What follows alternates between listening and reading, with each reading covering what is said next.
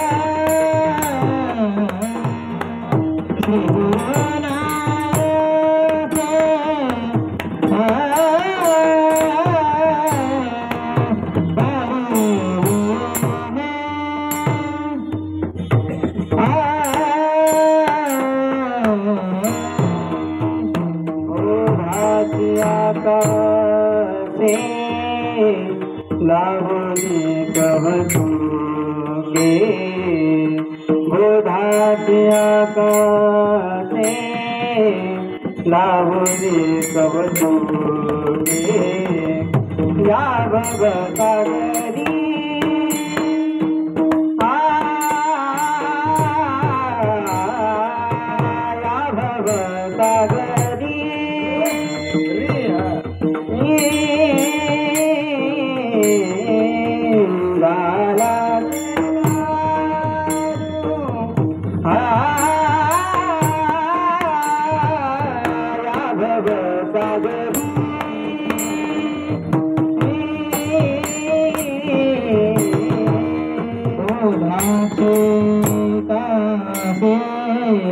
लावणी कौतुके ओढाची कासे लावणी कौतुके या भवसागरी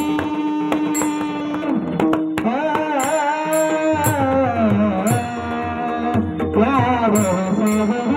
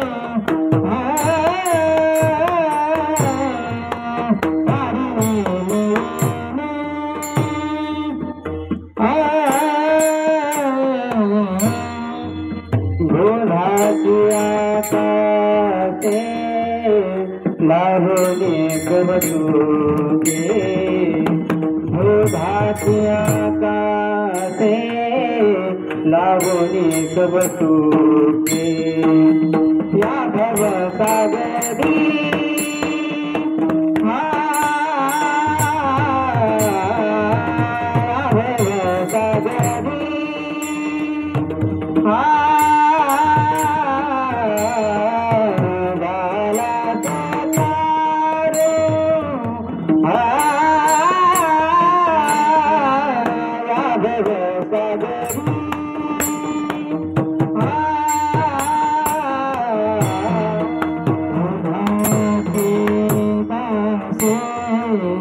लावणी कौतुके ओढाची कासे लावणी कौतुके या भवसागरी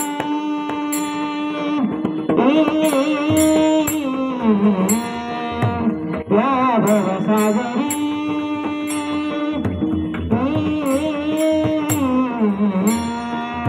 जाला से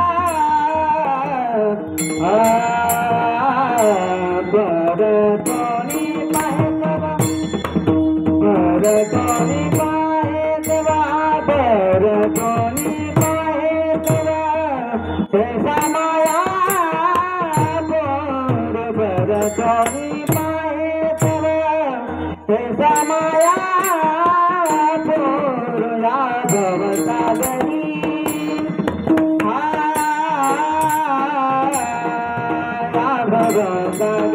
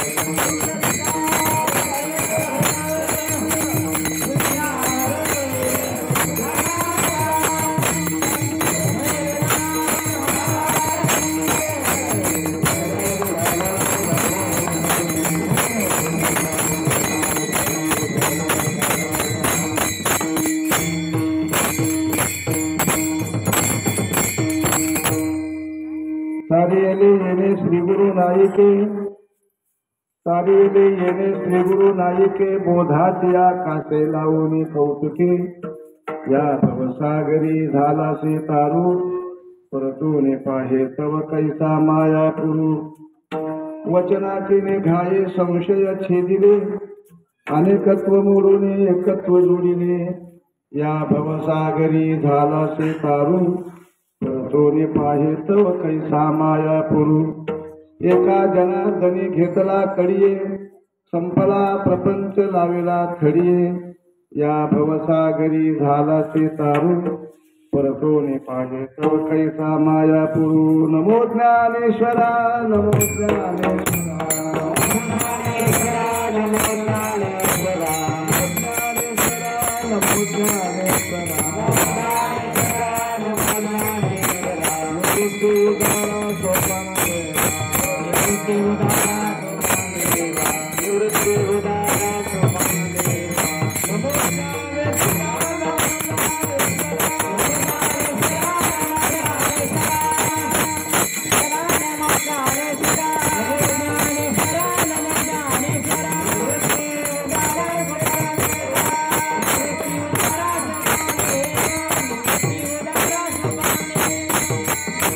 मुक्ताबाई नमो त्रिभुवन पावने, अद्यतय जनने देवांची, दयांचे केलिया स्मरण, होय सकळ विद्यांचे अधिकरण.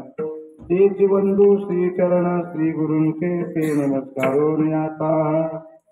शरण शरण जे हनुमंता, तुम्हा आलो रामदूता, काय भक्तीच्या त्या वाटा, मज दावाव्या सुभटा.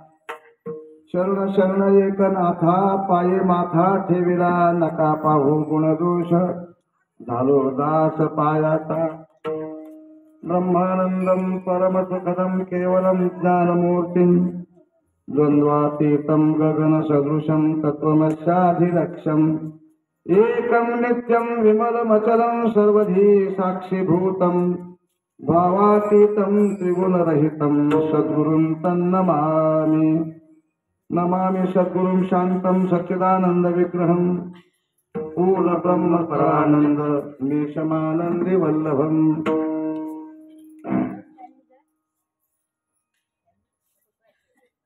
गुरुर्ब्रह्मा गुरुर्विष्णुर्गुरुर्देवो महेश्वरः गुरुर्साक्षात् परब्रह्म तस्मै श्रीगुरवे नमः। तारेले येणे श्रीगुरु नायिके बोधाती आकाशे लावणी कौतुके या भवसागरी झालासे तारू परतोने पाहे तव कैसा माया पुरू। प्रस्तुत श्री भगवान दत्तात्रेय यांच्या सेवेकरता हा जो निवडलेला अभंग आहे हा अभंग जगतवंदनीय संत श्रेष्ठ प्रतिष्ठानवासी श्री संत एकनाथ महाराज यांचा 4 चरणाचा गुरुत्व सेवन करणारा हा अभंग आहे।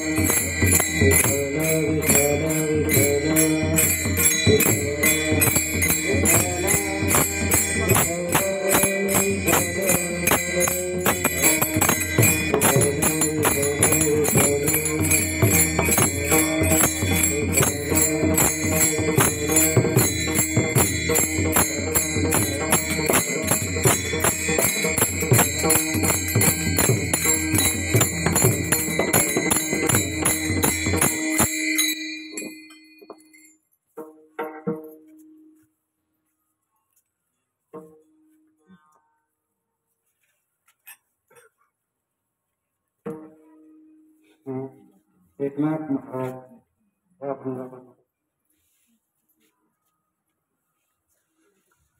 गुरुचं महत्व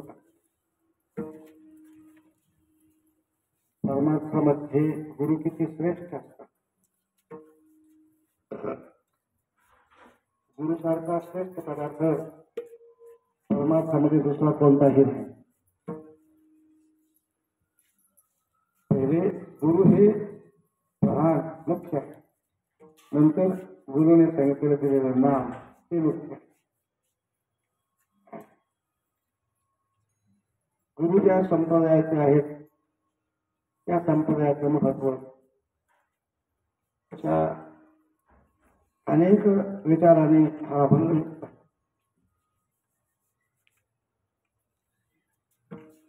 हा सप्ताह वार्षिक पद्धतीने काही वस्तू आहे। हरिभाऊ चौधरी हे भगवान दत्तात्रेयाचा जन्म त्या निमित्ताने हा सप्ताहाचे आग्रहाने आवडीने भक्तिभावाने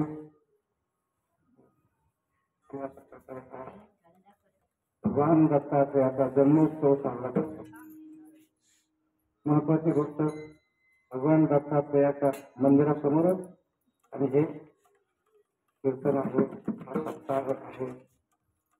समोर भगवान दत्तात्रेयाचं मंदिर आहे आणि पुढे समोर त्याच गल्लीमध्ये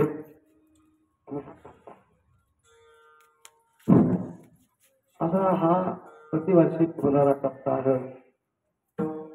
श्री गुरुवर्य वंशी बाबा तांबे यांच्या आशीर्वादाने यांच्या प्रेरणेने यांच्या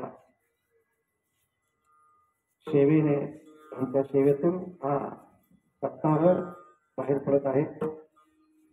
अशा प्रकारे आमच्या हिरकपरायण वैकुंठवासी बनशी बाबा हे श्री हरिभाऊ महाराज यांचे गुरुजी आणि त्यांची सेवा त्याप्रमाणे भगवान दत्तात्रयाचा जन्मोत्सव असा हा शुभेच्छी होणारा सप्ताह या ठिकाणी साजरा होतो. त्यात अनेक संत महात्मे या ठिकाणी आले आणि चांगल्या प्रकारचं प्रबोधन त्यांनी केलेलं आहे. चांगल्या प्रकारचं ज्ञान समाजाला दिलेलं आहे. चांगल्या प्रकारची सेवा परमात्मा करावा असा म्हणून सगळ्या सुंदर प्रकारचा उपदेश त्यांनी या ठिकाणी केलेला आहे. त्यातली माझ्याकडे एक सेवा आलेली आहे. महाराज म्हणले तुम्ही ही सेवा करा. प्रतिवर्षाप्रमाणे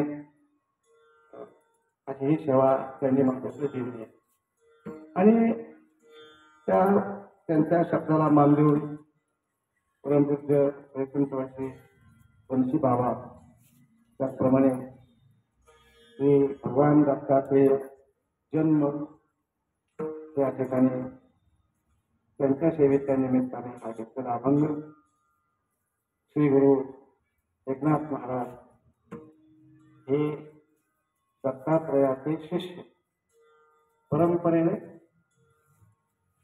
वास्तविक ते जनार्दन स्वामीचे शिष्य आहेत, पण ते दत्तात्रयाच्या जनार्दन स्वामीच्या संबंधाने यांनाही अशा प्रकारचा गुरु मानतात. गुरु मानतात कोण? एकनाथ महाराज. त्यांना भगवान दत्तात्रयाचा साक्षात्कार या पर्वतावर झाला. सूरबंधन पर्वत. तिथे भगवान दत्तात्रयाने श्री एकनाथ महाराजांना दर्शन दिलं. श्री भगवान दत्तात्रयाने त्यांच्या मस्तकावर हात ठेवला. हा फार ज्ञानी होईल, हा फार मोठा कवी होईल, हा फार मोठा भक्त होईल आणि हा महात्मा होईल असे अनेक आशीर्वाद भगवान दत्तात्रयाने एकनाथ महाराजांना दिले. एकनाथ महाराजांची सेवा, एकनाथ महाराजांची भक्ती पाहून आणि गुरुसेवा पाहून भगवान दत्तात्रय प्रसन्न झाले आणि असे अनेक आशीर्वाद भगवान दत्तात्रयाने एकनाथ महाराजांना दिले. कारण आशीर्वाद संपादन करायचा म्हणजे सेवेची फार गरज. विना सेवेशिवाय आशीर्वाद मिळत नाही. तर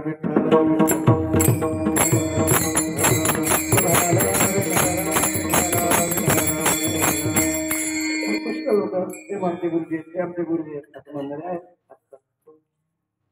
आमचे गुरुजी आहेत, ते आमचे गुरुजी आहेत असं म्हणणारे लोक असतात. वर स्तुती करणारे लोक असतात गुरुजी गुरुजी म्हणून.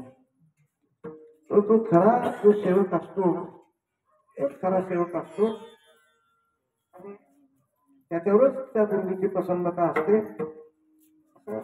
कुणीही गुरुजी म्हणण्याने त्या गुरुची प्रसन्नता त्याच्यावर नसते. ठीक आहे, बरं वाईट थोडं आहे. स्तुतीवाचक शब्द आहे आणि अशा संबंधाने स्तुती होते, त्यामुळे दोघांनाही आनंद होतो.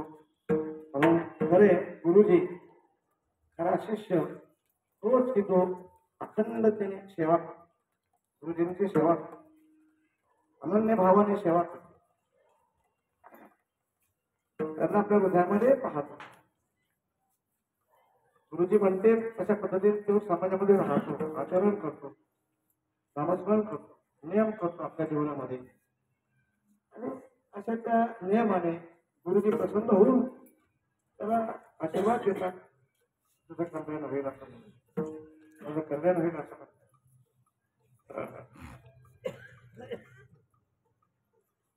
बरं, आशीर्वाद संपादन करायचा म्हणजे सेवेची फारशी गरज. एकांत सेवा झाली पाहिजे, निरपेक्ष सेवा झाली पाहिजे, अनन्य भावाने सेवा झाली पाहिजे, तरच श्रीगुरूची कृपा होते. तेरवी श्रीगुरूची कृपा होते.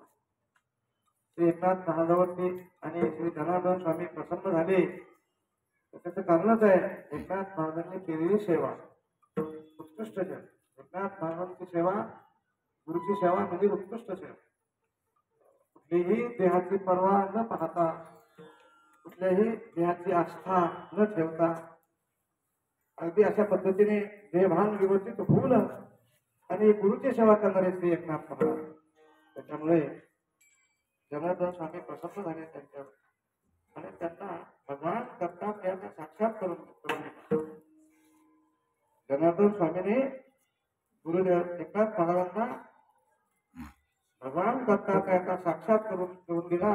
त्याचं कारण त्यांची सेवा तशी उत्कृष्ट होती. वेदावळीमध्ये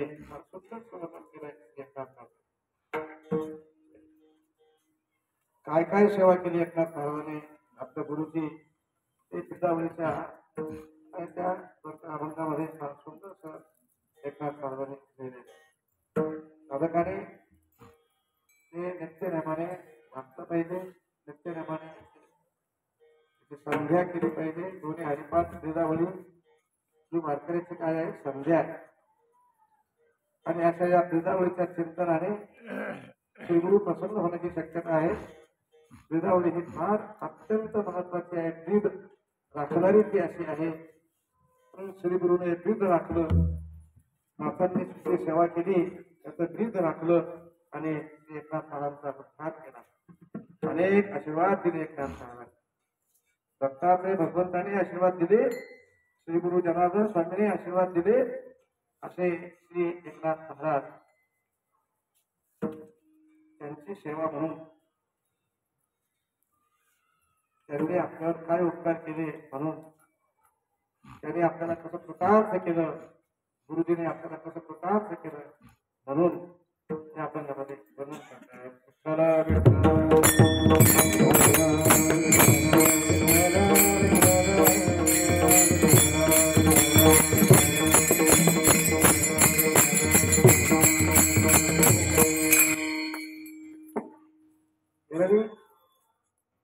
माणसाचं काही करत रामायणामध्ये बालखंडामध्ये रामायणाच्या एकनाथ महाराजांच्या आवडत्या रामायणाच्या बालखंडामध्ये आणि श्री भगवंताने आपल्या श्रीगुरूकडे प्रश्न केलेले आहेत.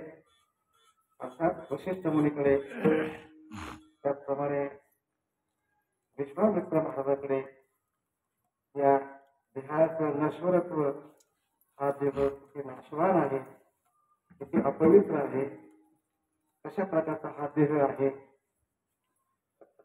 या देहाने त्या जीवाची कशी अधोगती होते, या देहाने जीवाचा कसा उद्धार होतो, हा देह जीवाचा उद्धार करण्याकरताच हा देह आहे. म्हणून नामपरायणामध्ये सकारात्मक आहे. येण्याची शरीरे, शरीरा येणे सरे, किंबहुना येईल धारे चिरा. सकारात्मक नामपरायण. याच शरीराने जीवाला मुक्त होता येतं, याच शरीराने जीवाला देवाकडे जाता येतं, याच शरीराने भगवंताची पूजापाठ नामस्मरण भगवंताची भक्ती करता येते. इतरत्र देहामध्ये नाही. याची देवी गडे देवाचे भजन आणि कहे ज्ञान नाही कोठे, आणि कहे ज्ञान नाही कोठे. गडे देवाचे भजन आणि कहे नाही कोठे, आणि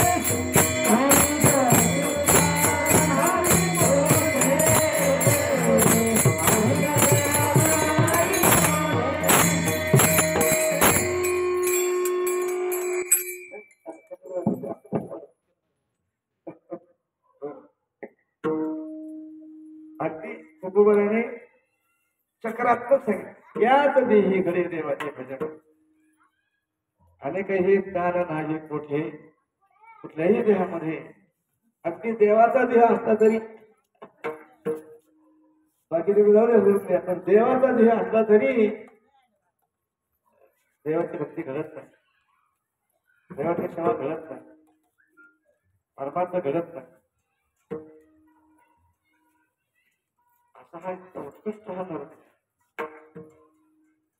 हा अनन्यसाधारण असा हा नरदेह मग तो भला स्त्रियांचा असो वा पुरुषांचा सारखाच स्त्रियांना सुद्धा या देहामध्ये मुक्त होता येतं आणि पुरुषांनी सुद्धा या देहामध्ये मुक्त होता येतं ती श्रीगुरूची सेवा करून ती संतांची सेवा करून ती भगवंताची भक्ती करून आणि अशा प्रकारे मुक्ती संपादन करता येते असा हा देह उत्कृष्ट आहे. म्हणून देवाधिक लोक या देहात इच्छा करतात देवा आम्हाला मृत्यू लोकात मनुष्य जन्माला दे आम्हाला मनुष्य देह दे आम्हाला मनुष्य म्हणून जन्माला घाल मृत्यू लोकांना दे. म्हणून मोठ्या छोट्या देवाची स्वर्गातले देव सत्य लोकातले देव कैलासातले देव सगळे भगवंताची प्रार्थना करतात. स्वर्गीचे अमर विठ्ठलाची देवा मृत्युलोकी भावा जन्मामा मृत्युलोकी भावा जन्मामा स्वर्गीचे अमर विठ्ठलाची देवा मृत्युलोकी भावा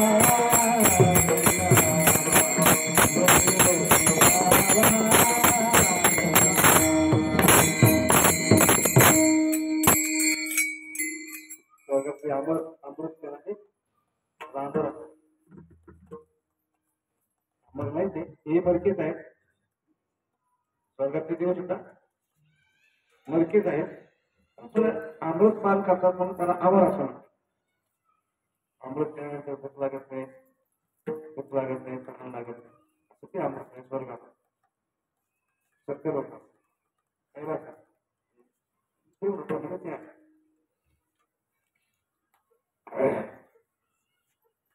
असे तिथले अमृत पिणारे देव या मृत्यू लोकातल्या मनुष्याची इच्छा करतात मला मृत्यू लोकात जन्म द्या. तेव्हा भगवान म्हणतात अरे आम्ही ज्यांना ज्यांना मृत्यू लोकात जन्म दिलाय ते काय करतात पहा ना मृत्यू लोकांना पत्ते काय करतात जुगार काय करतात सटका काय लावतात चोऱ्या काय करतात वाईट खातात मांस आहार करतात अपेय घेतात दबाल बोलतात खोटं बोलतात अनेक असे वाईट धंदे करतात वाईट एक दारू पिणारा भेटणारा माणूस होता त्याला म्हणला बाबा हे दारू बरं नाही बाबा पैसा लई मिळते याच्यात पैसा लई मिळतो हो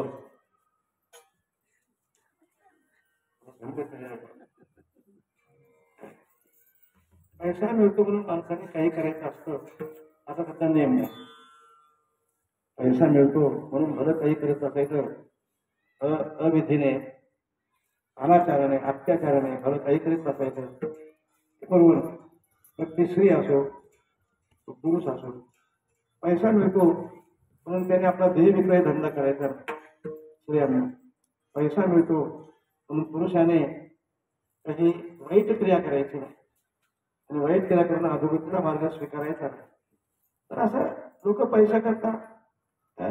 त्या मारूड लोकांमध्ये अशी मनच आहे मारूड लोक पैसा मारूड परमेश्वर पैसा मारूड परमेश्वर पैसा करता रात्री झोपते त्याला असं घ्यायचंय तो तितक्या रात्री दुकान उघडून वास्तविक तितक्या रात्री दुकान उघडून त्याने गिरायकाला काही देऊ नये एखाद्या धोका होण्याची शक्यता आहे परंतु तो पैसा करता तसं करण्याची शक्यता. असे माणसं या व्यवहारामध्ये पैशालाच देव समजतात. पैशालाच देव समजतात असं नाही पैसा देव आहे असं नाही. देव हा देव आहे. पैसा हा देवाकरता खर्च केला चालतो त्याच्यामुळे तुम्हाला साध्य होईल देव पैशाच्यामुळे. परंतु माणसं देवाकरता पैसा खर्च करत नाही वाईट तिथं व्यवहाराकरता पैसा खर्च करतात आणि आपला वेळ आपला संपत्ती व्यर्थ अशा त्या ठिकाणी गमावतात खलास करतात वेळ नाहीसा करतात. म्हणून आपला हा अमूल्य वेळ नव्हे हाचा अमूल्य वेळ तो परमार्थामध्ये घातला पाहिजे, तो भगवत चिंतनामध्ये घातला पाहिजे. ज्ञानेश्वरी वाचण्यामध्ये, गाथा वाचण्यामध्ये, श्री भागवत वाचण्यामध्ये वेळ घातला पाहिजे. नाही ते सत्कर्म करण्यामध्ये वेळ घातला पाहिजे. हा सप्ताह आहे, सत्कर्म आहे. यज्ञ आहे, सत्कर्म आहे. तीर्थयात्रा आहे, सत्कर्म आहे. हे तुम्ही व्रत उपवास करता, हे सत्कर्म आहे. तेव्हा सत्कर्म असं म्हणतात. सत्कर्मामध्ये आपला देह भिजवला पाहिजे. रवी वाईट कर्मात आपल्या देह अशा प्रकारचा सुंदरसा नरदेह जर घातला तर या नरदेहाने आपल्याला अधोगती प्राप्त होईल. अधोगती आणि ती अशी होईल. अंधकर्म नावाच्या नरकात त्याला तो यम टाकतो आणि त्याला त्याच्या गणना नाही, मोजमाप नाही, तितके दिवस त्याच्यातच पडतात त्या अंधकर्म नावाच्या नरकामध्ये. अशा प्रकारचा हा सुंदरसा नरदेह भगवंताने तो आपल्याला दिलाय. म्हणून आपण त्याचा सदुपयोग करावा. त्या देहाने भगवंताचं चिंतन करावं, ध्यानधारणा करावी, भजन करावं, वारी करावी त्या देहाने, जेणेकरून भक्ती घडेल, देवाची सेवा घडेल, संतांची सेवा घडेल. अशा प्रकारचा आपल्या देहाचा उपयोग करावा. परंतु माणसं त्यात काय बसलंय व ते चालले व्हायला, त्यात काय बसलंय व याची प्रकारचे माणसं म्हणतात. आणि हे बिचारे भोळ भाळ त्याचं ऐकतात अशी स्थिती होते. म्हणजे एकनाथ महाराज गुरुच्या बद्दल कृतज्ञता व्यक्त करतायत. माझ्या गुरुजीने माझ्यावरती फार मोठे उपकार केले. हा उपकार त्याला कृतज्ञता म्हणतात. काही माणसं समाजामध्ये कृतज्ञ असतात आणि काही माणसं कृतज्ञ असतात. कृतज्ञ म्हणजे केलेल्या उपकाराची फेड वाईट कर्माने करणार. केलेल्या उपकाराची फेड चांगल्या कर्माने त्याच्या उपकाराची फेड करत नाही. म्हणून त्याला कृतज्ञ असं म्हणतात. कृतज्ञ तो एक शत्रू बनतो, त्यातच खातो आणि त्याला शेळ देतो. कृतज्ञ माणूस वडिलांची इस्टेट भोगतो आणि वडिलांची सेवा करत नाही. कृतज्ञ माणूस वडिलांची इस्टेट घ्यायला तयार होत, वडिलांची सेवा करायला मात्र तयार होत. त्याला तुच्छ समजतो. त्याने काय अशा प्रकारचं केलं, आम्हाला जन्म घातला म्हणजे मातृ होते म्हणून जन्म घातला आम्हाला, अशा शब्दाने त्या वडिलाकडे पाहतो. मातृ होते म्हणून आम्ही जन्माला आलो असं म्हणतायत थोड. तसं नाही, तसं नाही. ते जे लग्न करून घरामध्ये पत्नी आलेली असते ती वैदिक असते. वैदिक पद्धतीने ती घरामध्ये आलेली असते आणि या माणसाने तो स्वीकार केलेला असतो. तो वैदिक पद्धतीने स्वीकार केलेला असतो आणि अशा प्रकारच्या पत्नीपासून झालेली मुलं ही वैदिक पद्धती संतती आहे. त्याला संतती म्हणतात. वैदिक प्रकारची संतती आहे. लग्न लावून केलेल्या पत्नीपासून झालेली मुलं ही वैदिक संतती आहे. आणि अशा काही अवैदिक पद्धतीने केलेले लग्न असेल, अर्थात त्याला आंतरजातीय विवाह असं म्हणतात, त्याच्यापासून होणारी मुलं ही अवैदिक आहे. ती संतती आहे, ती अवैदिक आहे. कुत्रे सुद्धा जन्म देतात, कुत्र्याला ढोरं सुद्धा जन्म देतात, वासरा गाईला म्हशीला पारला सुद्धा जन्म देतात. अवैदिक पद्धतीचं सगळं ते पशुवत खाद्य, पशुवत ते आहे सगळं ते आचरण.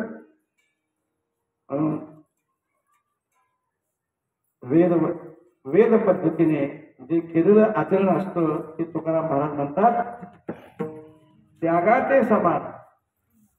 त्यागाचे समान. तसा संन्यासी हा संन्यास घेतो आणि आता त्यागी वृत्तीने लागतो.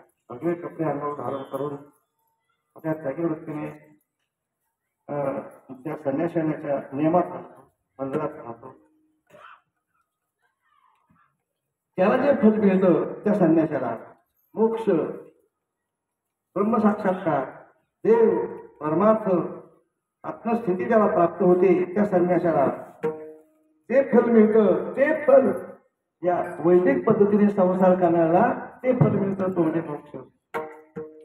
वैदिक पद्धतीने संसार करणाऱ्याला असं मोठं फल पदार्थ ती वैदिक संतती वैदिक संसार त्याचा संसार संसार नाही तो एक परमार्थच असतो दिसतो संसारासारखा त्या संसारात राहून तो भगवान भजन करीत असो तर तो एक परमार्थ आहे संसार म्हणायचं नाही त्याला काय म्हणायचं परमार्थच म्हणायचं संसारात राहून पती पत्नीच्या सान्निध्यात राहून पत्नी पतीच्या सान्निध्यात राहून पती पत्नीच्या सान्निध्यात राहून आणि भजन करतायत तो संसार संसार नाही परमार्थ आहे विठ्ठल विठ्ठल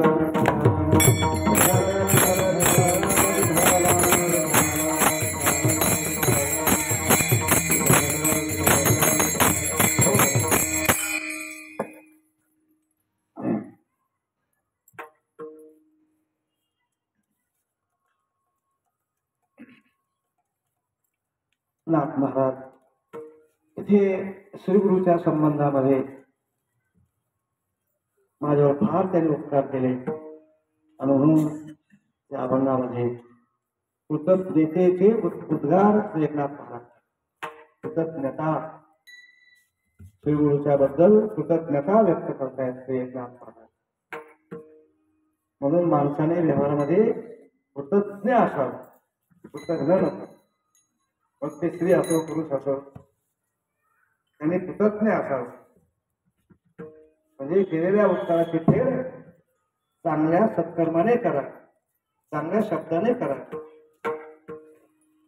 चांगल्या आचरणाने करा त्याची सेवा करून ती फेड करायची उपकाराची अशा पद्धतीने शास्त्र सांगताय अशा पद्धतीने श्री एकनाथ महाराज त्या ठिकाणी म्हणतायत की मी वास्तविक माझं काही खरं नव्हतं माझी अधोगती झाली असती माझं 3-13-9-12 तेव्हा संसारात झालं असतं मला कोणी विचारलं नसतं माझी असे अधोगती झाली असती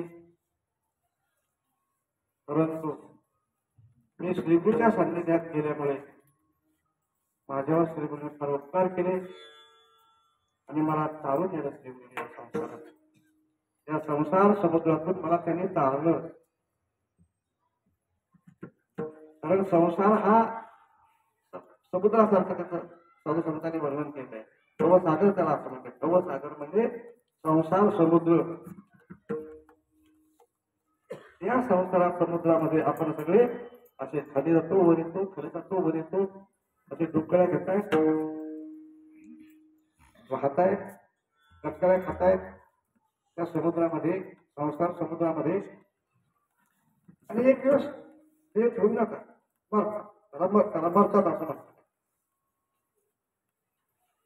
अशी ही संसारामध्ये स्थिती प्राप्त होते पदार्थ करते देवाला जर नाही पाहिलं गुरुची सेवा जर नाही केली तर अशी स्थिती प्राप्त होते की त्याची भवसमुद्र तरुण जाणं त्याला फार कठीण पडतं अवघड पडतं तर शक्य नाही गुरुच्या सेवेशिवाय भवसमुद्र तरुण शक्य नाही देवाच्या भक्तीशिवाय भवसमुद्र तरुण शक्य नाही असं सर्व संत मोठ्या अट्टहासाने त्याचा निषेध करतात त्या संसाराचा आणि संतांचे उपकार आपल्यावर त्याने समजतात नाथ महाराज या ठिकाणी असं बोलतायत की मी श्रीगुरूच्या कृपेने या भवसमुद्रातून तरलो असा अभंगाचा प्रसंग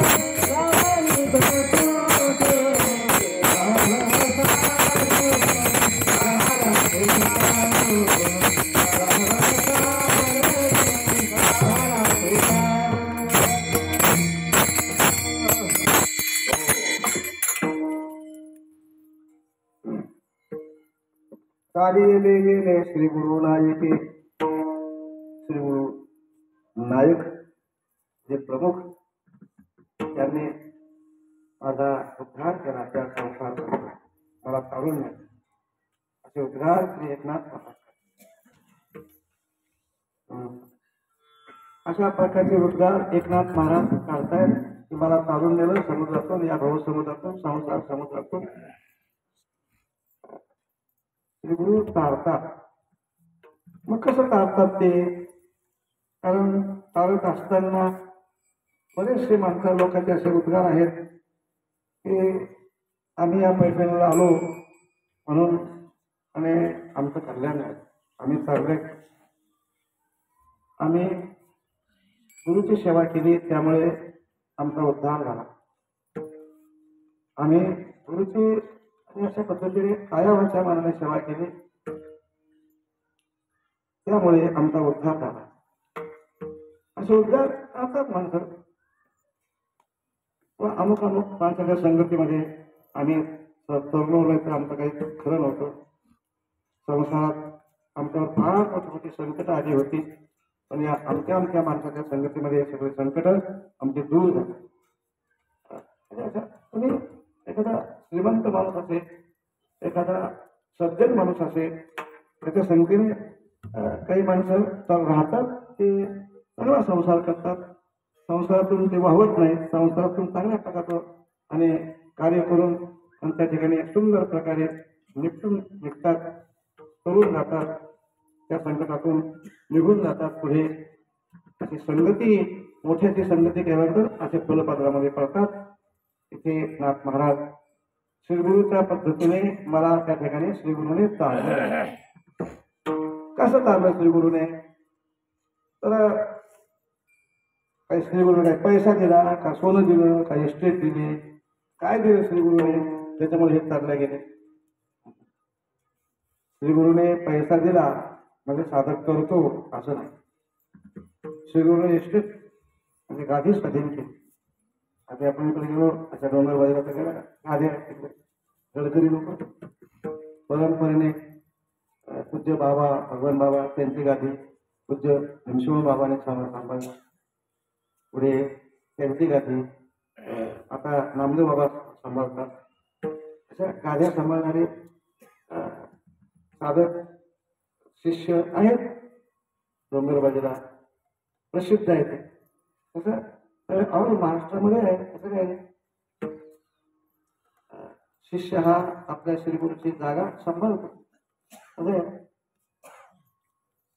गुरुजी आपल्याची ही सगळी संपत्ती, कोट्यावधी संपत्ती शिष्याच्या स्वाधीन करतो. मग त्याने काय कुठेतरी अंधारात प्रति लोकांच्या पश्चात पाठीमागे कुठेतरी एखाद्या आणि अंधारात दुष्कर्म करावं का, असा प्रकार नाही. परंतु पैशाच्या संबंधाने उन्मत्त होऊन तसं करण्याची काय आहे शक्यता आहे. काही काही साधक, काही काही शिष्य ते बिचारे गुरुप्रमाणे आचरण ठेवून आणि जसे गुरु राहत होते तसेच हे राहतात पुढे. पण काही काही शिष्य बदल करायचा प्रयत्न करतात. गुरुजीला काही कळत नव्हतं मग त्यांनी असायचं, पण मी तसं करणार नाही, मी असा बदल करणार, मी असा बदल करणार आहे. कारण पैसा असतो, भरपूर लोक देणग्या देतात आणि त्या देणग्याच्या आधारावर लाखो रुपये जमा करून आणि हे परदेशात जाऊन भोग कुठे जमत नाही, स्वदेशात जमत नाही. कारण लोक पाहतात अरे म्हणजे महाराज तू महाराज असं करताय, मग विमानाने जाऊ दे मस्त. पैसा आहे त्याला काय, पैसा काही करू शकतो. काय लोकांना माहिती त्या परदेशात जाऊन काय करतो आपण, कीर्तनला गेलाय का काही एखाद्या मोठ्या हॉटेलमध्ये जाऊन काही खातोय, एखाद्या व्यक्तीच्या घरामध्ये प्रवेश करतोय, काय आपल्याला माहिती लोकांना. हे पैशाच्या जोरावर काही शिष्यमंडळी असं करण्याची शक्यता आहे. कारण पैसा आहे, पैसा हा फार वाईट आहे. पैसा जेवढा चांगला आहे तेवढा तो वाईटही आहे. तो अधोगतीला नेऊन जातो. संपत्ती ही साधकाला जीवाला अधोगतीला नेऊन जाते आणि संपत्ती उद्धारही करते. चांगलं वागलं तर, चांगलं आचरण केलं तर हो गुरुचा उद्धार होतो, त्याचाही उद्धार होतो, आपल्या कुलाचा उद्धार होतो.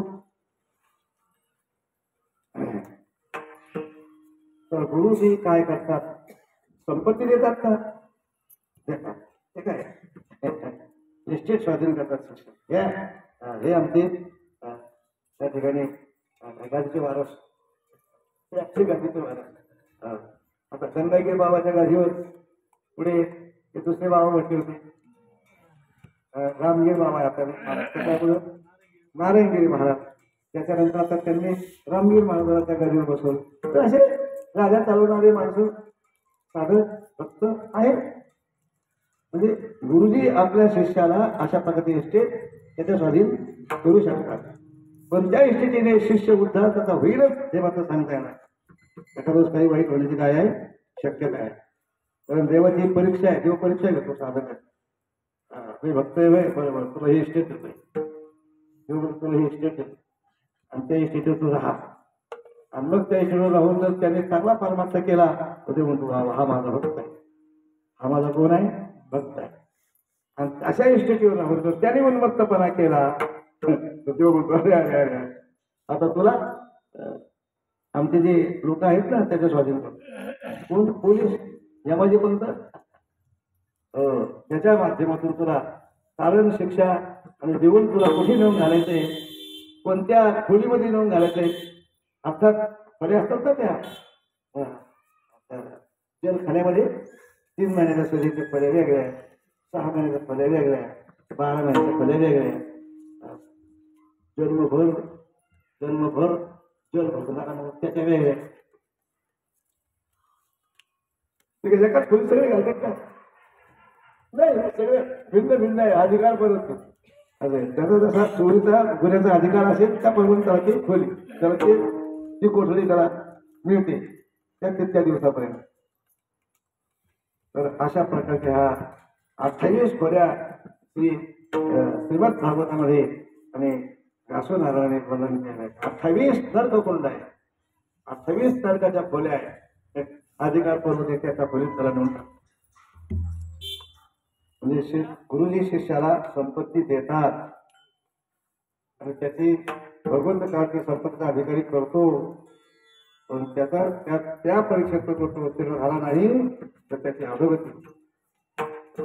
म्हणून भगवान गीतेमध्ये सांगतायत प्राप्य पुण्य कृतान लोका नुषित्वा शाश्वती समाहा शुचीनाम श्रीमतांगे हे योग भ्रष्टोभिजायते अथवा योगिनामेव कुले भवती धीमतां एतद्धि दुर्लभतरम लोके जन्म यदि दृशम. सुंदरसा भाग या श्लोकात सांगितला आहे. 2 श्लोकामध्ये अनुभव देत आहेत, भगवान लिहित आहेत, भगवान सांगतायत. त्याच्या पद्धतीने फक्त श्रीमंत होतो पण त्याचा परिणाम आता त्याला वाईट केला तर त्याचा परिणाम वाईट भोगावा लागतो, त्याचा परिणाम चांगला भोग केला तर त्याला चांगली स्थिती भोगायला मिळते. या 2 श्लोकामध्ये फार सुंदर संवर्धन केलं आहे. अर्थात देव आपल्या भक्ताला श्रीमंत करतो. गुरुजी आपल्या शिष्याला आपली इस्टेट देऊन टाकतात, कोट्यावधी रुपयाची इस्टेट देऊन टाकतात. परंतु ज्ञानोबा म्हणतात श्री गुरु साधकाला काय देतात? तर ज्ञानोबा म्हणतात कृपा कटाक्षे न्याहाळी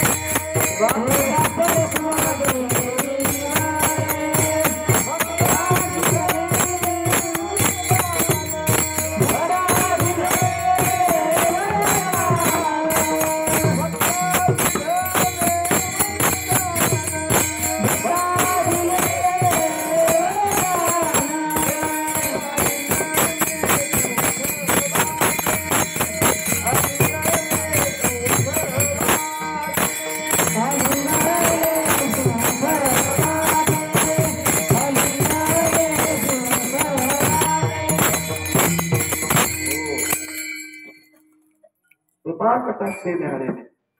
गुरुजी आपल्या साधकाकडे, आपल्या शिष्याकडे, संत आपल्या साधकाकडे मोठ्या कृपा दृष्टीने पाहतात. कृपा कटाक्षे न्याहाळले आणि आपुले पदी बैसविले. आता मी आपल्या अगोदर सांगितलं की आपलं पद म्हणजे इस्टेट. इस्टेट त्याला देऊन टाकतात. इस्टेट जे पद आहे गुरुजीचं, ते सिंहासन आहे, तेच त्याला देऊन टाकतात. असा थोडा वाच्या अर्थाने असा अर्थ नाही.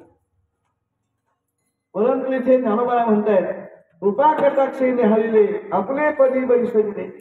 इथे ज्ञानोबाच्या भाषेत कोणतं पद दिलं साधकाला? त्याला मोक्ष पद.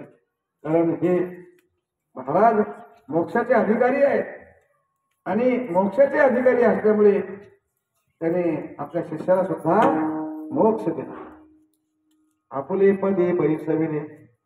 त्याचं पद काय आहे? संतांचं पद काय आहे? मोक्ष, आत्मस्वरूप, ब्रह्मस्वरूपता, हे त्याचं पद आहे. असं पद श्री गुरु साधकाला देतात. म्हणून ते एकनाथ महाराज वर्णन करतात. अशा प्रकारचं मला पद देऊन, अशा प्रकारचा माझ्याकडे अधिकार देऊन माझा उद्धार केला. कोणी? माझ्या गुरुजीने. तारियेले येणे श्री गुरु नाईके. मला तारलं. कसं तारलं? बोधात आकाशे लावणे कौतुके.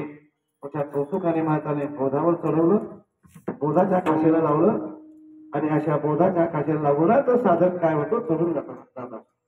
इतरत्र संपत्तीने, इतरत्र कशाने काही त्याने कळत नाही. तर बोध श्री गुरु काय देतात? बोध देतात. एका भागामध्ये म्हणतात बोध दिला मग सांगा ते मग सांगितला. बोध दिला मग सांगा ते मर्म दारूला क्रांती समोर गुरु लागले वाट. क्रांती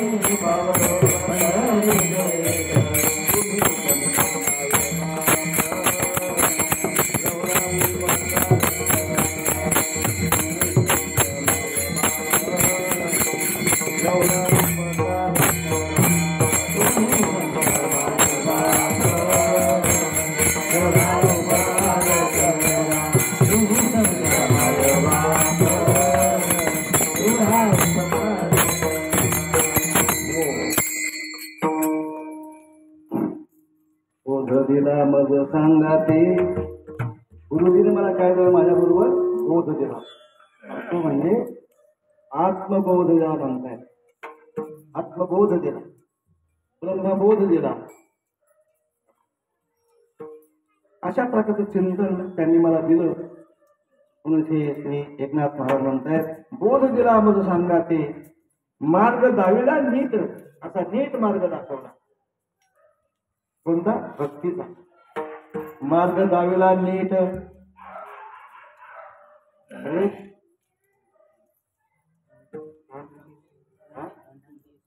भ्रांती हे समोर गेली दिसू लागली वाट.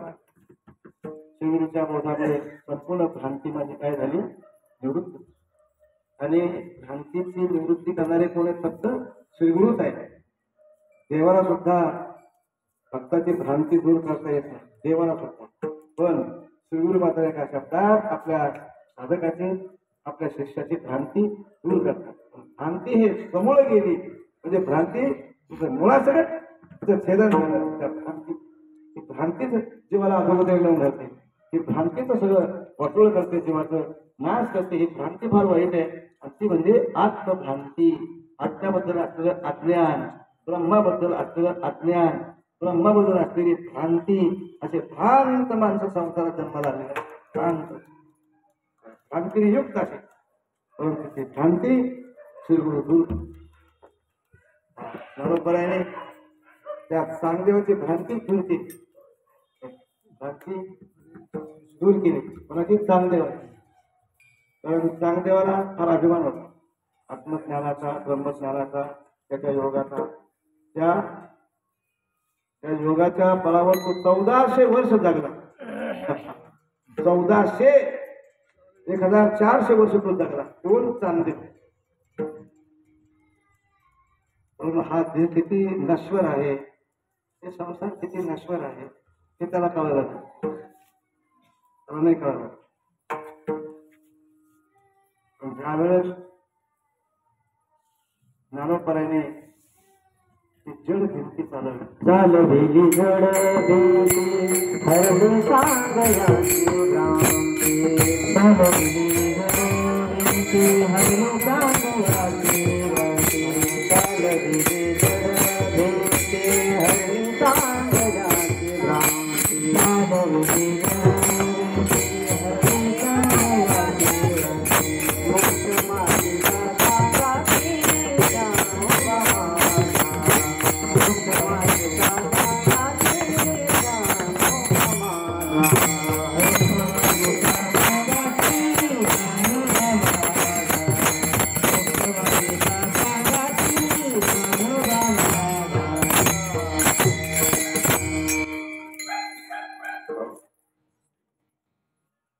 चांगदेवाला भ्रांती होती आत्मस्वरूपाबद्दल. चांगदेवाला भ्रांती होती ब्रह्मज्ञानाबद्दल. चांगदेवाला भ्रांती होती आपल्या योगाबद्दल. मी पण योगी आहे, मोठा आहे, योगी आहे, श्रेष्ठ असा योगी आहे. परंतु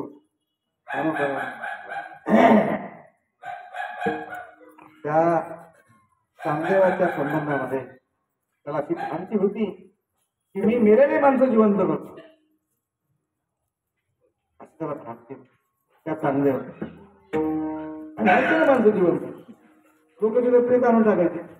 चांगदेवाच्या समाधी उत्थान व्हायची वेळ आली, त्याच्या अगोदर महिना 15 दिवसांनी कोणाची आजी, कोणाचा आजा, कोणाची बायको, कोणाचा नवरा, कोणाचा पोरगो, कोणाचा पाहुणा, कोणाचा मेहुणा, असे आपले प्रेमाचे माणसं मेलेली तिथे आणून टाकायचे. चांगदेव समाधीवरून जागा झाला आणि त्यांनी पाहिलं ते जायचे, जिवंत व्हायचे माणसं. तेव्हा फार भ्रांती होती मी मनुष्य जिवंत करतो मेलेले माणसं. म्हणजे माझी चेतनावर सुद्धा सत्ता आहे, माझी चेतनावर सत्ता आहे, अशी त्याला भ्रांत होती त्या चांगदेवावर. पण ज्यावेळेला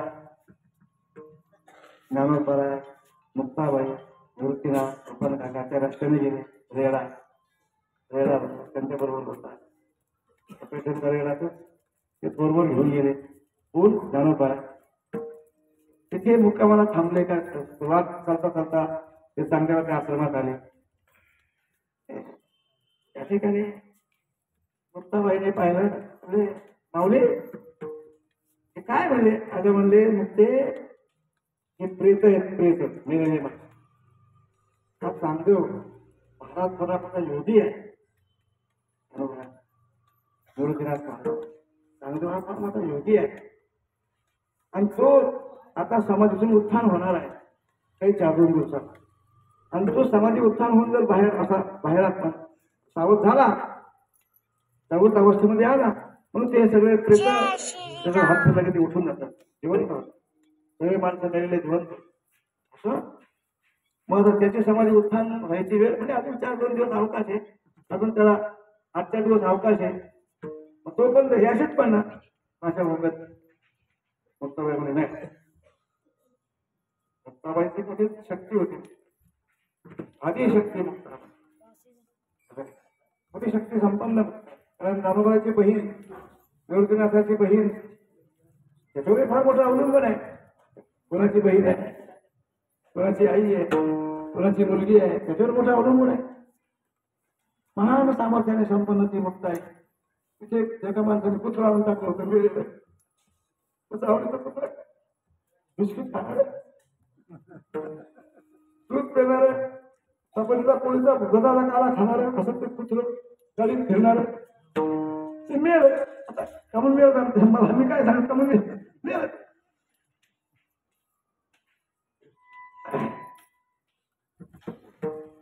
कमून मिळत आणि ते कुत्र मालकाने त्याला फिरायला गेलं. नाव लांब होतं, त्याला एक हलूक सापडलं आणि ते हलूक त्या कुत्र्याने उचललं. कारण कुत्र्याला दात हलकं खाणार आहे, कुत्र्याचे दात हलकं खाणार आहे. ते मालकाला त्या कुत्र्याच्या मालकाला काही एवढं लक्षात आलं नाही. मग त्याने असं हळूक कळव त्याचं चावायचं कुत्रं आणि चावता चावता चावता ते हळूच गेलं आतमध्ये आणि ते नगात अडकलं आणि त्याने भेटलं.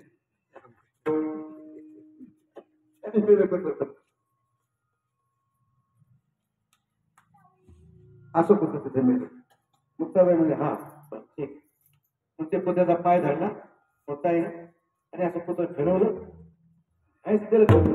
असं फेकलं ते कुत्र तिकडे जेवण धुवून तिकडेच पळालं ते कुत्र. आणि त्याच्या ते असं फिरवल्याने ते मेलेले माणसं उठले ना सगळे. मुक्ताबाईच्या सामर्थ्याने मेलेले माणसं सगळे उठले आणि कुत्र तसंच तिकडे फेकलं ते तिकडेच पळालं. जेवण धुवून तसंच पळालं तिकडे बागाने गेले सगळे माणसं निघून. आणि आपले हे गेले सर्व भाऊ बरोबर घेऊन गेले. हे निघाले पुढे आले ते आल्या पाठा. मग चांदेवाची समाधी उत्थान झाल्यानंतर तो म्हटला अरे कोणी मिळत नाही आजच्या दिवसात. कसं काय झालं कसं काय झालं. लोक शिष्य म्हणून सांगायला लागले म्हणजे महाराज इथे 4 भाऊ आले होते, 4 भावंड, त्याच्यात 3 भाऊ आणि 1 बहीण अशी तिथे आले. त्यांच्याबरोबर मेळा होता. पण मग अहो म्हटले त्या पोरीने ते 7 वर्षाची पोरगी होती त्या पोरीने शंभरीने पुत्र धरलं असं फिरवलं आणि ते पुत्रही जिवंत होऊन गेलं आणि सगळे माणसं जिवंत होऊन उठून गेले. मग सावदेव अरे कोणतरी आपल्यापेक्षा श्रेष्ठ माणसं आहेत. मग त्यांनी ठरवलं भेटायला. मग ते ज्ञानेश्वर मुक्ताबाई चांगदेव सोपान काका निवडला हे 4 भावना असं त्यांनी स्वतः शोध लावला. हे 4 भावना आळंदीला राहतात म्हणून त्यांना भेटायला जायचं. म्हणून त्यांनी आपल्या सामर्थ्याने वाघावर बसला. कारण त्याची चैतन्यावर जळावर सत्ता चेतनावर सुद्धा सत्ता त्याची चेतनावर सुद्धा सत्ता. आणि असा विषारी साप तो हातामध्ये चाबूक म्हणून घेतला. विषारी साप आणि असा जहाल वाघ अरण्यातला धरून आणला. त्याच्यावर वाघ बसला, वाघावर बसला आणि सगळे शिष्य म्हणून त्याच्याबरोबर आकाश मार्गाने काय आधार आकाश योगाच्या समोर सगळे शिष्य लोक असं आकाश मार्गाने ते आळंदीला आले. कोरगाव रस्त्यावर तिकडे एक विश्रांती नाव विश्रांती बोल त्याला विश्रांती नाव पडलं. त्या मुलाला विश्रांती बोल असं नाव पडलं. तिथे चांगले थांबला विश्रांती तिथे थांबला. तिथून त्यांचे कार्ड वगैरे पत्र दिलं. कसं द्यायचं काय त्यांनी कोरच दिलं ते सगळ्याला माहिती आहे. तर ते आलं यांच्या हातामध्ये मुक्ताबाईच्या हातात आलं. मेला म्हणे अजून पोराचे बरं झालं कोरा राहिला चांगला. आपल्याला त्याचं काही द्यायचं तो कोरा राहिला बरं झालं. त्यांना काही चिडविड केली असती तर आपल्याला काही द्यायचं नसतं. कागद खराब झाला परंतु कागद कोरा ठेवला. अर्थात तो कोरा राहिला. त्यांनी माझी गुरु केला नाही पुढे काही नाही. आणि तो आता आपल्याकडे आला आणि तो वाघावर बसून आला. नागाचा कागद हातात घेतला. यायला समजलं की आपल्या सकाळी सारखे भिंतीवर बसले होते. भिंतीवर बसले होते. मातीची भिंत विटा मातीची भिंत विटा नाही ना भेंड्याची भिंत तिथे आपले गुन्हाला बसले होते. आणि तो चांगदेव वाघावर बसून आला हे त्यांना कळालं. मग आता निवडतात म्हणले आता माऊली आता त्याला भेटायला जायचं आपल्याला तर कसं जायचं म्हणजे हे काय आपण बसलो जावं. त्या भिंतीबाईला आज्ञा केली. भिंतीबाई चाल म्हटल्या तर चांगदेवाला भेटायला आणि मग भिंतच निघाली. इथून ते बसले भिंतीवर तिथून ते आता आपण जिथं प्रदर्शनाला ती भिंत थांबलेली आहे तिथं थांबली तांदूळ तिथून तिकून लोटांगण घरी आला भिंतीवर बसलेली हे तसे भिंत चालवले त्यांनी ते त्याला कळलं अरे बापरे बापरे मी चेतनावर माझी सत्ता आहे त्यांची जळावर सुद्धा सत्ता आहे जळावर सुद्धा त्यांची सत्ता आहे अशी ती सत्ता धीच आहे चांगदेवाला मग चांगदेव हात बांधून शरला शिष्य चांगदेवा म्हणे आधी जन्मालो गुरुपुत्र झालो मुक्ता येता मग त्याने नॉर्वेच्या कागदावर 65 ओव्या लिहिल्या कारण म्हणतात चांगदेव 65 ओव्याचा उपदेश त्या चांगदेवाला केला खूप सुंदर ब्रह्मज्ञान त्याच्यामध्ये घातलं ज्ञानोपर्याने वाचता सुद्धा येणार त्याला वाचता सुद्धा येणार त्या चांगदेवा अर्थात श्रीगुरु काय देत असतात तर अशा प्रकारचं ब्रह्मज्ञान बोध देतात एवढ्या मोठ्या चांगदेवाला मौलीने काय दिला काय दिला बोध दिला नाथ महाराजाला श्रीगुरूने काय दिलं बोध दिला तुकाराम महाराजाला बाबाजी चैतन्याने काय दिलं बोध दिला अशा पद्धतीने श्रीगुरु शिष्याला काय देतात महत्वाचं बोध देतात बोध बोधाच्या काशीला लावून त्यांनी मला सांगितलं आहे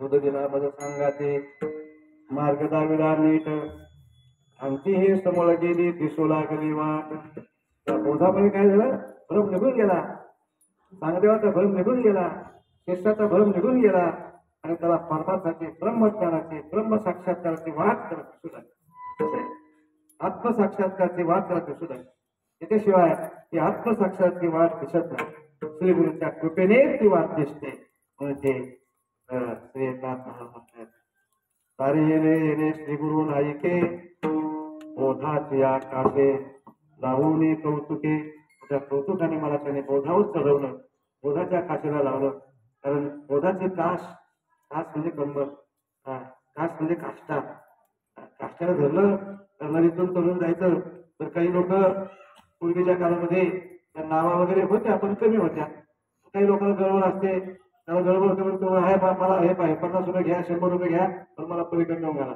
एकदम तयार झाला अरे बा फक्त दर्शन तर तुला देतो मी काय त्याने काही भोपळा लावला आपला स्वतः आला आणि हे पहा माझ्या पाठीमागून आणि माझ्या कमरेचा जो काष्टा आहे त्याला धरा आणि काष्टा सोडला कास सोडली गेला मेला म्हणून माझा काष्टा पक्का धर आणि काष्टा सोडला की मेला माझा मेल्याच्या भीतीने त्यांनी पक्का धरला काष्टा कास त्याला कास म्हणजे कमरेला बांधणे असलेली कास घालून हळू कळी काळावरील नीट हिरे पायवाट भवसिंग वगैरे अशा पद्धतीने कास साधकाची कास कशी असावी अशी बळकट असावी श्रीगुरूची कास कशी असावी अशी बळकट असावी मग त्या काशी लागून तो आपल्या शिष्याचा पाडून घेतो अशी ती कास बळकट असावी ती श्रीगुरूची कास बळकट असते जनार्दन स्वामीचे कास धरले नाथ महाराजांनी ज्ञानोबाराने आपले श्रीगुरू निवृत्तीनाथ त्यांची कास धरली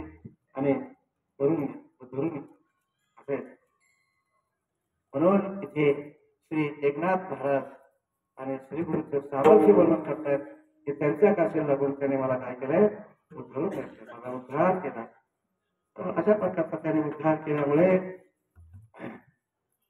श्री एकनाथ महाराज आपण त्या पुढच्या कडे सांगताय या भवसागरी झाला सतारो या भवसागरी झाला सतारो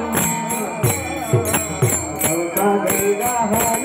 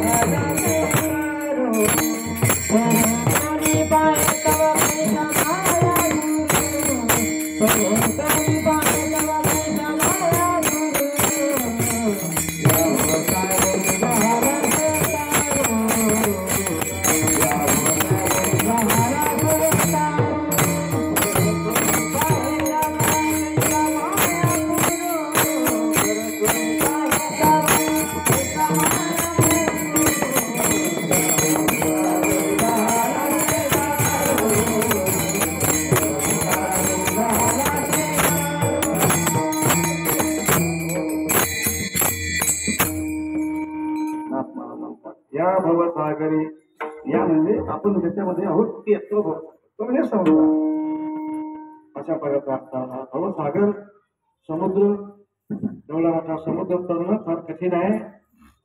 माणसाला समुद्र तरणं फार कठीण जातं. पण जहाजात बसून जावं लागतं समुद्राच्या पार व्हायला. नावेत बसून जावं लागतं समुद्र पार व्हायला सहसा आणि अशा कशाला धरून जर तरुण जाण्याचा प्रयत्न केला तर समुद्रामध्ये मोठे मोठे सावज असतात, मोठे मोठे मासे असतात, ते खाऊन टाकण्याची काही शक्यता असते. म्हणून जहाजात बसून झालं तर समुद्रातून तरण योग्य आहे. अशा प्रकारचा श्रीगुरु हे जहाज आणि त्या जहाजात बसून श्रीनाथ महाराज आणि हा समुद्र पार करतायत, वर्णन करतायत. या भवसागरी झाला से तारू, माझे श्रीगुरु मला या भवसागरातून तारून नेणारे तारू बनले. तारू म्हणजे कोण असतो जो नाव चालवितो असे बोलले तारू म्हणतात. तारूवाले तारू म्हणजे नाव तारून पलीकडे पदवे मारून पलीकडे नेणारा त्याला तारू असं म्हणतात. पंढरपुराचे नाव आहे. पैठणला सुद्धा आपल्या इथं नाथांच्या पाठीमागे आहेत. अशा त्या नावा तो तारूवाला अशा पदवे मारून आणि ते टाकून मारून अशा प्रकारचा प्रजेला पलीकडे घेऊन जातात. तरुण जाण्याकरता नावेचा आश्रय घेतात, तरुण जाण्याकरता जहाजाचा नावेचा आश्रय घेतात, तरुण जाण्याकरता कासवाचा आश्रय घेतात, तरुण जाण्याकरता भोपळ्याचा आश्रय घेतात, तरुण जाण्याकरता स्वतः बहुबलावर करून जातात, काही काही आपल्या बहुबलावर करून जातात. असे पट्टीचे पोहणारे माणसं असतात जातात करून. सहसा बाकीच्या लोकांना जाता येत नाही पण त्यांनी त्यांच्या संगतीने करून जायचं. नावेत बसून कासरा भरून भोपळा बांधून वगैरे अशा पद्धतीने एकनाथ महाराज सांगतात. ज्या भवसागरी झाला से तारू, त्या भवसागरातून माझे तारू बनले माझे श्रीगुरु. परतोने पाय जवळ काही सामान्य नाव पलीकडच्या काठाला गेली आणि मागे वळून पाहिलं तर आता ही माया संपलेली आहे. आता माया राहिलेली. परतोने पाय जवळ कैसा माया करू. मायेचा पूर हा फार कठीण आहे. माया करणं फार अवघड आहे. श्री ज्ञानोबाने 7व्या अध्यायामध्ये त्या मायेचं वर्णन. माया ही फार अवघड करून जाण्या सहसा कोणालाही माया करून जाणं शक्य नाही. सहसा प्रयत्नाने माया करतील. योगी माया करतो त्याप्रमाणे उपासक माया करतो, आत्मज्ञानी माया करतो, ब्रह्मज्ञानी माया करतो, श्रीकृती सेवा करणारा माया करून जातो. असे ब्रह्म साक्षात्कारी असणारे महात्मे हे माया करून जातात. ते माया त्यांना काहीही करू शकत नाही. उलट त्याला ते सहकार्य करते. ती माया करून जाण्याकरता सहकार्य करते. ती माया माया त्या ठिकाणी म्हणून आणि अशा प्रकारचा विघ्न अजिबात करत नाही अशा महात्म्याला. कारण त्यांनी मायेचा भाग केलेला असतो. माया त्यांच्या पुढे म्याव मायामध्ये त्यांच्या पुढे काटा घालतो मांजर. त्या महात्म्यापुढे माया म्हणजे काटा घालतो मांजर. म्याव म्हणतात तुम्ही म्हणतात तसं. महाराज तुम्ही म्हणतात ती माया म्हणते महाराज तुम्ही म्हणतात. माया कत्र होते त्या महात्म्याच्या. माया त्याला काही करू शकत. संतोषमध्ये पाहिलं डोळ्यामध्ये वाघ असतात, सिंह असतात. तो रिंग मास्टर असतो ना, त्यांनी का कलाखा वाजवला की ते म्याव.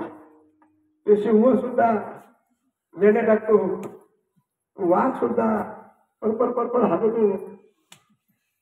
त्या रिंग मास्टर पुढे त्याचं काही चालत नाही. असे हे श्रीगुरु रिंग मास्टर आहेत. या अफाट मायेचा सामर्थ्य त्या रिंग मास्टर पुढे काही चालत नाही. ते श्रीगुरु एक रिंग मास्टर आहेत. त्यांनी कलाखा वाजवला ही माया ते महाराज श्री म्हणतात. याला करून ने बरोबर त्याला करून ने. तो कसा असला तरी वाड्यासारखा पापी असला तरी पैसे म्हणले याला करून ने. माया म्हणते काय वाड्यासारखा पापी, अजाम्यासारखा पापी, वेश्या गणिकेसारखी पापी असणारी ती स्त्री त्याला तारून घेऊन जा. बरोबर ती माया तिथे नम्र आहे. त्या संताप्रती काही करू शकत नाही, काही बोलू शकत नाही. तिथं तिथं शेपूट खाली येते, त्याचे साहेब शेपूट करीत नाही, काही करत संतापुढे त्या मायेचे काही करत सामर्थ्याने संपन्न आहे. म्हणून हे संत महात्मे पलीकडच्या काठाला गेले, परतोने पाहे गेले पलीकडच्या काठाला, तरले मागं पाहतायत पैसा माया पूर. आता मायेचा पूर राहिलेला संपला. आणि असे ही जी माणसं असतात ना मोठी, शुभावलोकन करणार, म्हणून माणसाने संसारामध्ये शुभावलोकन करत राहावं. शुभावलोकन करत आपण मागे काय करतो, मागचं पाहत राहिलं तरी मागचं पाहिलं पाहिजे. शुभावलोकन म्हणतात त्याला. अरे अरे अरे आपण मागले कोंबडे खाल्ले, अरे अरे आपण मागले चालू करू, आता तरी सोडून जा कमीत कमी. मागचं पाहून आणि पुढे चांगल्या पद्धतीने वाट चाल करा, शुभावलोकन. आणि तो शहाणा माणूस, तो मागचं पाहून पुढे सुधारतो, पुढचा पाऊल चांगला टाकतो, त्याला शहाणा माणूस. आणि शहाणा तो की मागचं केलेलं पुढचा पाऊल टाकत असताना करत नाही, तो शहाणा. आले मागचे पुढे पुढचा पाऊल तसा, मागच्या पाऊला टाकत पुढचा पाऊल, त्याला शहाणा म्हणा नाही, त्याला शहाणा म्हणा. शहाणा तोच आहे की जो मागचे पाऊल कसे पडले होते आपले, पण आता मात्र आपली चूक झाली, आता आपण ते सुधारले पाहिजे, पुढचा पाऊल चांगला टाकला पाहिजे, त्याला शहाणा म्हणा. मागील परिहार पुढे नाही सीन, आलिया दर्शन एक वेळा. गुरुचं दर्शन, देवाचं दर्शन एक वेळा जरी झालं तरी बस, मागचा सगळं संपलं, सगळं संपलं. आणि पुढे सुद्धा कुठलाही त्रास नाही.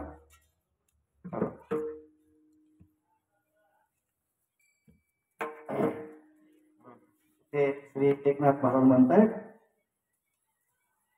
काय, या भवसागरी झालाशे तारू, परतोने पाहे तव कैसा माया पुरू. आता या श्रीगुरूच्या सामर्थ्याने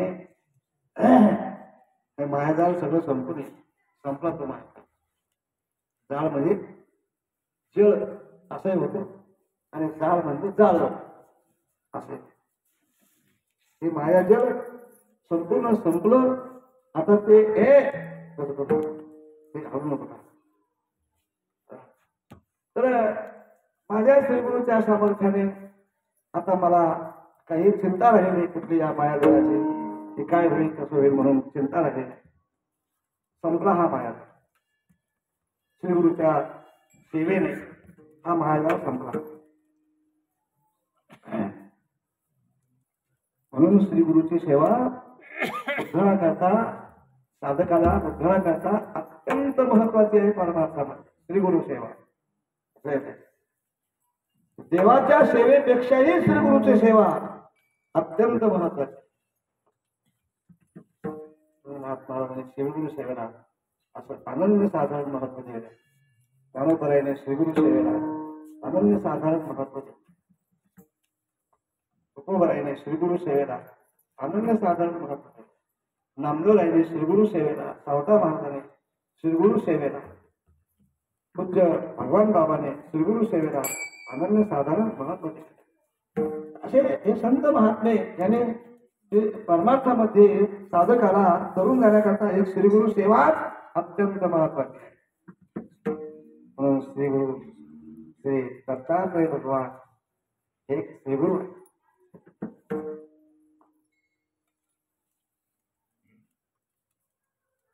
तसं भगवान श्रीकृष्ण श्रीगुरु आहे, जगद्गुरु आहे. तसेच तुकाराम महाराज सुद्धा जगद्गुरु आहे.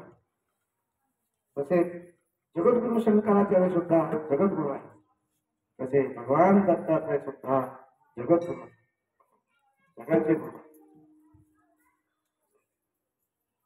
म्हणून जे गुरुजी असणारे भगवान दत्तात्रय, त्याची आपण अहोरात्र अशी सेवा केली, निश्चित ते भगवान दत्तात्रय आपल्याला परंपरेने भगवान दत्तात्रयाचे असणारे 3 शिष्य या कलियुगामध्ये त्यांनी केले. अगोदर पहिला शिष्य त्यांचा दत्तात्रय परंपरा सहस्राब्दी यदु दुसरा जनार्दन शिष्य तिसरा केला खरा कलियुगी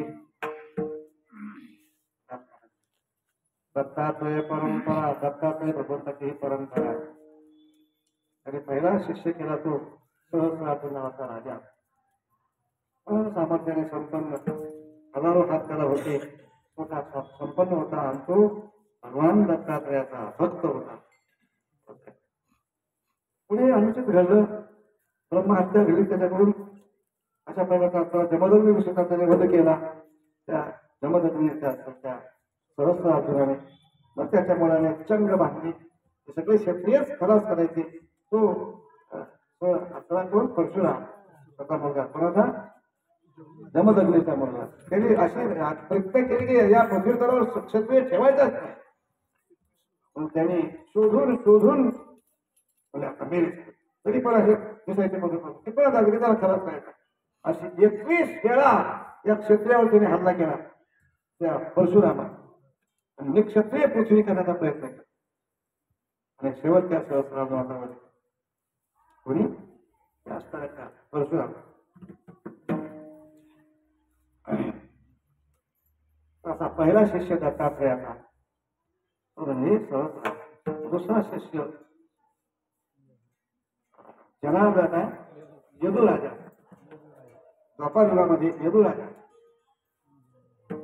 यदुवंशातला यदुराजा असा तो यदुराजा भागवतामध्ये फार सुंदर संवर्णन आले यदुराजा आणि त्या यदुराजाला शिष्य केला भगवान दत्तात्रय तो त्याचा दत्तात्रयाचा शिष्य झाला दुसरा आणि तिसरा शिष्य कलियुगामध्ये श्री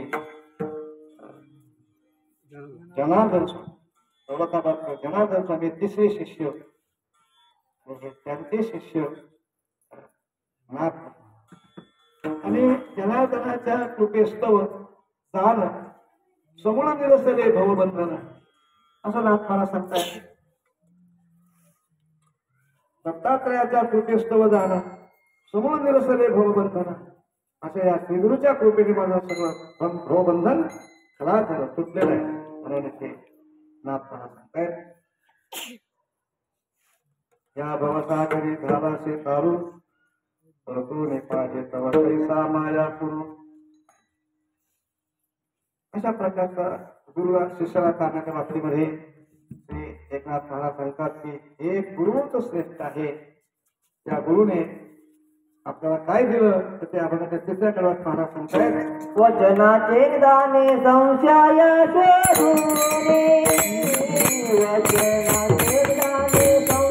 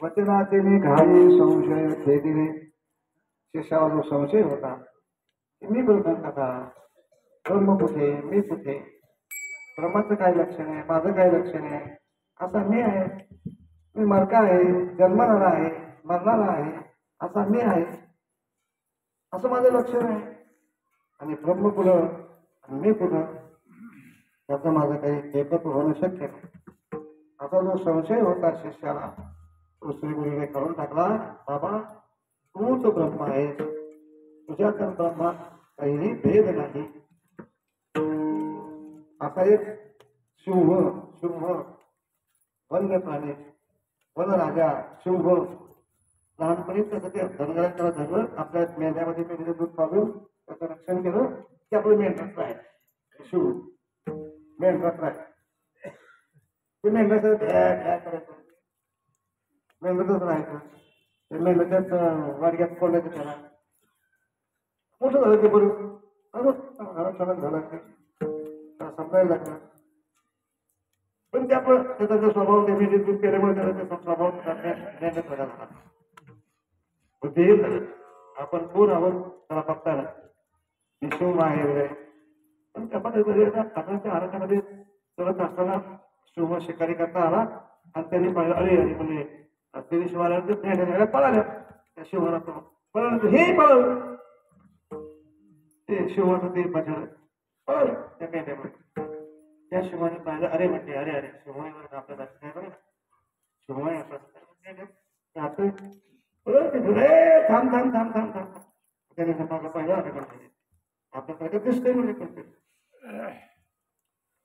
त्याने त्याला जवळ घेतलं अरे म्हणजे तू शिव आहेस हे मेंढे आपलं खाद्य आहे आणि तू यांच्यात राहतो नाही म्हणजे मी एखाद्या मी मेंढी आहे मी एका पद्धत कुकरू आहे हा मी शिवण आहे तुला असं का तुला असं वाटतं का तू शिव नाही तर म्हणजे माझ्याबरोबर तुला अशा मी हिरवून गेली हिरवून गेले सर्व उभा राहिले आणि हात पाहिला असं काय म्हणले आतमध्ये त्या पाण्यामध्ये मग त्यांनी असं पाहिलं काय म्हणले तुझा जमला माझा जमला सारखा आहे की नाही हो पहा म्हणले पंजा तुझा पंजा माझा पंजा सारखा आहे की नाही हो पहा म्हणले कंबर तुझं कंबर माझं कंबर सारखं आहे की नाही आणि सगळी लक्षणं त्या शिवाने त्या पिल्लाला दाखवली बदललं नाही त्याला कळलं अरे शिवतात हे मेहनत आपलं खाद्य आहे आपलं खाद्य आहे आपण खाल्लं पाहिजे शिवून मारून रक्त केलं पाहिजे त्याला बोध झाला त्या शिवापासून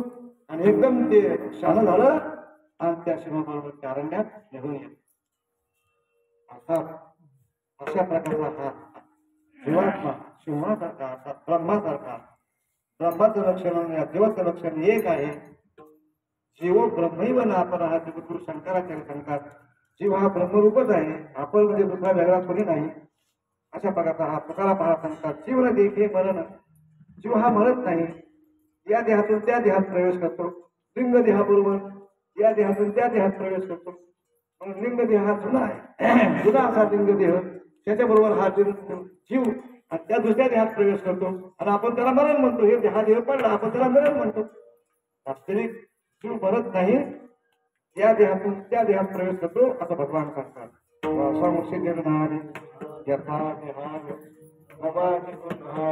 नरोपराणी तथा शरीराने विहाय जीर्णा नन्याने सैन्याची नवानी देही तसा मनुष्य जीर्ण वस्त्र धारण करतो आपण नवं वस्त्र धारण करतो तसा जीवात्मा सुद्धा हा जुना देह टाकून घेऊन नवा धारण करतो त्याला आपण मरण म्हणतो विठ्ठल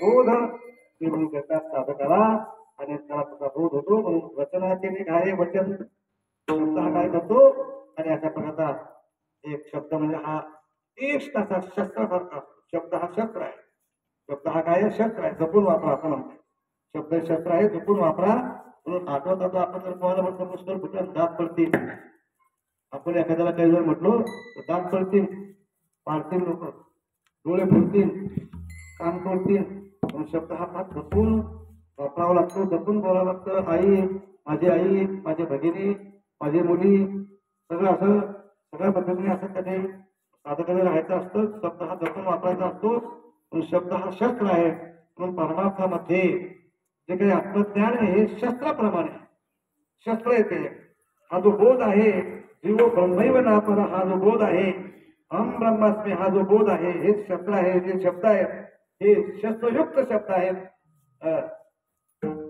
विभूच्या मुखातले या शब्दाने त्याने त्याचा आत्म्यात छेदलं नाहीसं केलं आणि त्याला बोधावर आणलं त्याला अशा प्रकारचा संशय छेदला की तू जीव नसून तू ब्रह्म आहेस अशा प्रकारचा संशय नाहीसा केला आणि ते श्री एकनाथ महाराज म्हणतात वचनाची निघाली संशय छेदिले अनेकत्व मोडून एकत्व जोडिले. एकतत्व नाही एकत्व जोडिले. एकतत्व जोडिले नाही. एकतत्वच होतो तो त्याचा अर्थ तसाच आहे परंतु त्या तसा पाठ तसा नाही. एकत्व जोडले एकतत्व जोडले असा पाठ आहे म्हणून एकत्व जोडले असा पाठ म्हणून हे श्री मला असं एकच मला प्राप्त करून अगोदर ते एक गुरु एक आणि मी सुद्धा आता प्रपंच करू आता एक सगळं एक एक एक जातो एका जातो एका अंतर्बाह्य पाहतो एका. आता नाथांचा बोध झाला आणि एक बनलेला पाहतो एका जनार्दनी काय घेतला कडी संपला प्रपंच लागला कडी विठोबा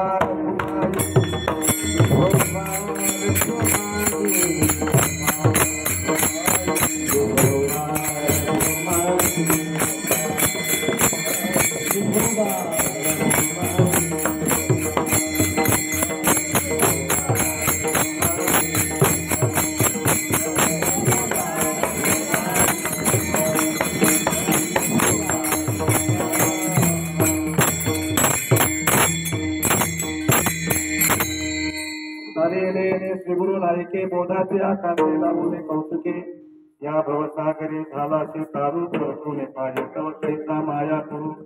वचनाचे निघाये संशय छेदिले अनेकत्व म्हणून एकत्व जोडिले या भवसागरी झाला ते तारू परतूने पाहिजे तव कैसा माया करू. एका जनार्दनी घेतला कडिये साधका शिंतू परमात्मा करताना पाठ होतो भाग्य म्हणून अशा पद्धतीने संत महात्मे श्रीगुरु त्याला कडेवर घेत आहेत. सुद्धा असा अभंग आहे. महाराज सांगतायत अशा पद्धतीने मला श्रीगुरूने कडेवर घेतलं आणि माझा उठाव केला मला चालून नेला. आत्माला तरी सांगतायत एका जनार्दनी घेतला कडिये संपला प्रपंच लाविला कडिये या भवसागरी झाला ते तारू परतूने पाहिजे तव कैसा माया करू. या संतांचे आपल्यावर फार उपकार आहेत. उपकार म्हणून त्यांचं भजन करा. ज्ञानेश्वर